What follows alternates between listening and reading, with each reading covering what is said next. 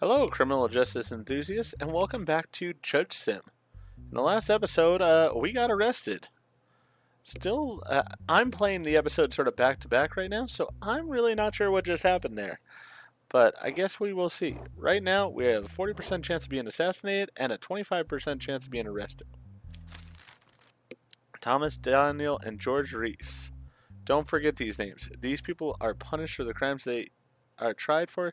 You'll have to walk around looking at that shitty ass for the rest of your life. Think of these guys as the center of a city. If the center of the city center disappears, the city also disappears. If the city is destroyed, you'll be destroyed too, Judge. Alright, so nice to start my week with a lovely harassing letter. No harassing emails, though, this week, so I guess that's nice. Let's see what they're accused of. Have a criminal record.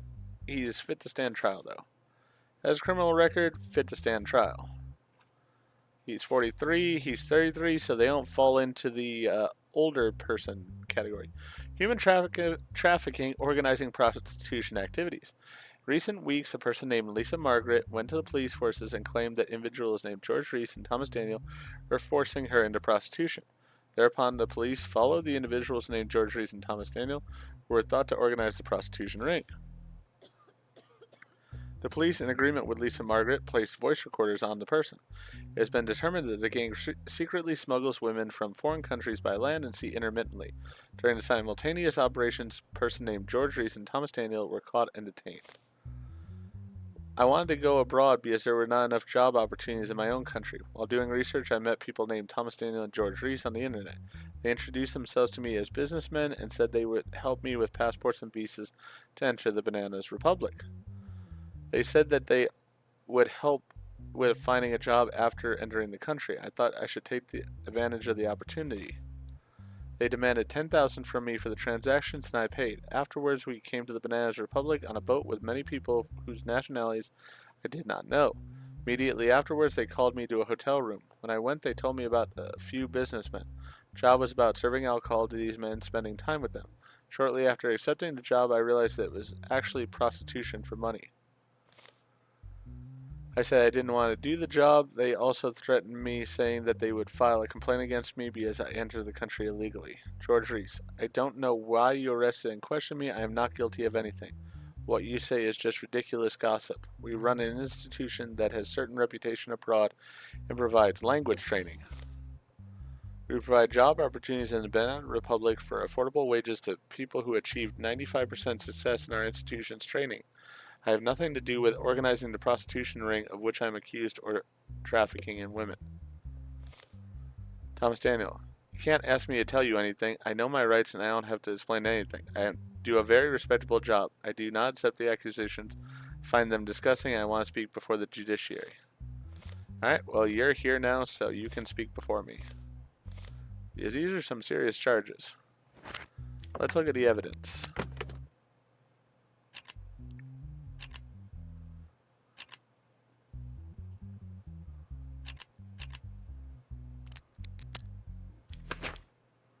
Fake passports and IDs found in the home of Thomas Daniel, George Reese during the operation. There is one digital evidence. Lisa Margaret, George, I've got it covered. This is the money I earned today. Okay, tomorrow a different person will come at the same time and in the same hotel. Be nice to our customer this time. He's a very rich person. No, I don't want to do prostitution anymore. What? When things are going so well? Absolutely not. Yes, Thomas is right. You can't leave it in this situation. If you leave, you will rot in prison. Okay, so they're both guilty. Voice recording makes it nice and simple. Let's see here. We have human trafficking and organizing prostitution activities. Let's see here. Human trafficking. I believe they both have criminal records, if I'm not mistaken. He has a criminal record. And he has a criminal record. So yes, both have criminal records. So that's going to be 12 years. Prostitution activities is going to be 20 years. So it's 32 years and $500,000 $100 fine each.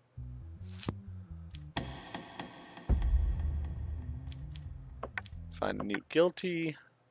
Sentence 32 years. And $500,000.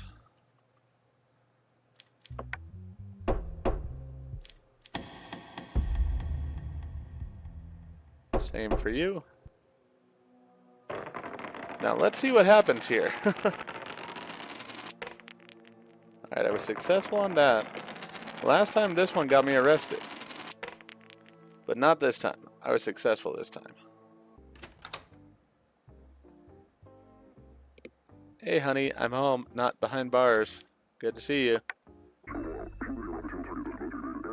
Economic crisis is increasing. As a result of the depression caused by the economic crisis, people took to the streets. The government, on the other hand, targeted the mafia is responsible for these protests and said that it organized people. Interesting. Alright, so we got a bunch of people on one side and one guy on the other side.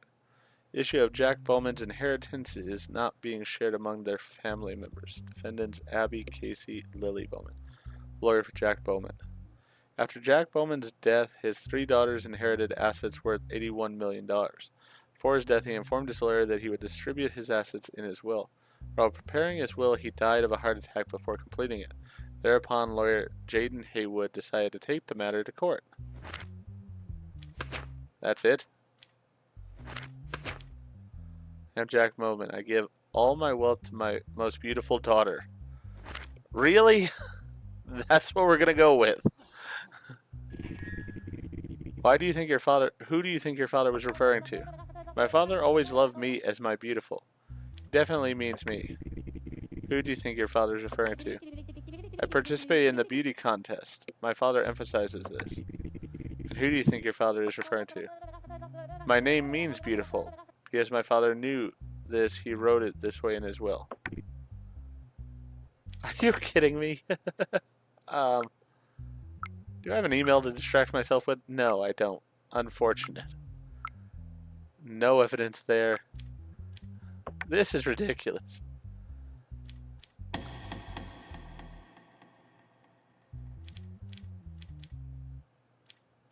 I'm going to go ahead and divide the inheritance. Because that is not a good will. They're all his inheritance. They all make an argument for it. They're all getting a part of it.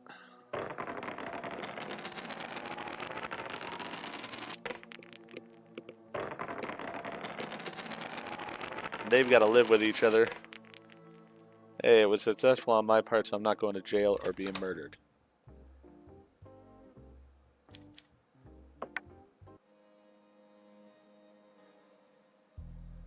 Alright.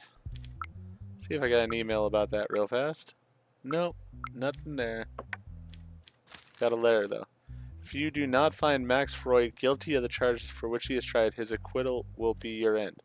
Understand we say thoroughly and make a careful decision.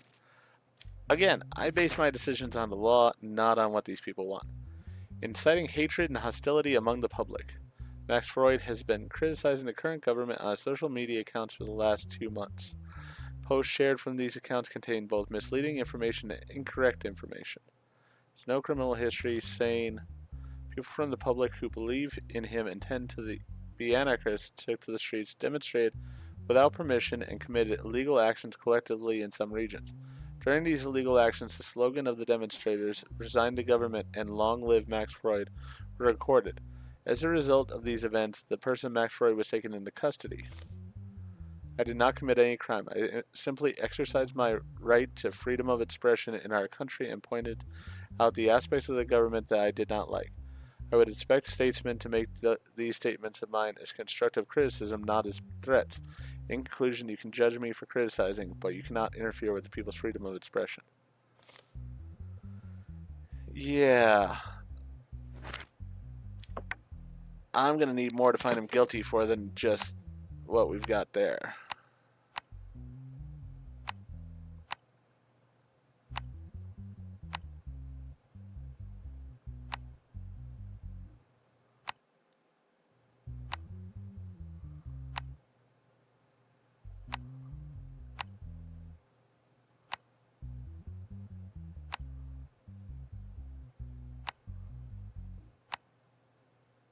Oh, okay. There we go. Really don't like that one. Posts made by an individual on social media. Isn't it time to put a stop to this happening? Now is the time to show the power of the people. Let's gather for action tomorrow and show them who's boss. Yeah, that's freedom of expression. Do you see yourself as responsible for the illegal demonstrations and actions carried out by the public? Your Honor, I am not responsible for these actions. The government itself is responsible for the economic crisis. It is claimed you are a senior manager of the Mafia, an illegal organization. Is there anything you want to say about this subject? Your Honor, these statesmen are nothing more than a smear campaign to discredit me.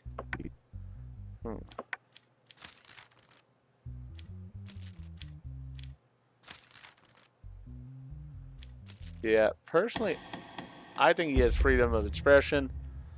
Not guilty. They can get mad at me if they want. Hey, my assassination bar is more than 50%, so I got that one taken care of. Sweet. I'm up to 2,800. Chance of me getting assassinated seems like it's pretty good now. But I wasn't.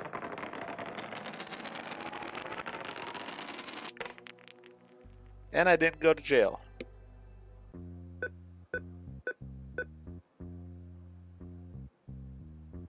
Alright, let's withdraw that money. Hey, my wife wants something. Your family says they don't get along with the neighbors and want to move to a new house. If you move to no home, weekly household expenses will be $2,000. Next week's payment will be at the new price. Your sanity. Alright. Yeah, we can do that. Let's move. We're making enough money. Alright. So I'm going to go ahead and end this week here. Hopefully, we'll have a new house in the next week's, or in the next episode. So with that in mind, if you liked what I did in this episode, please go ahead and click that like button. If you've not already, please subscribe to the channel, click the bell icon, so that you're aware when I produce new videos in the future. Thank you, and I hope to see you all again for more of JudgeSim.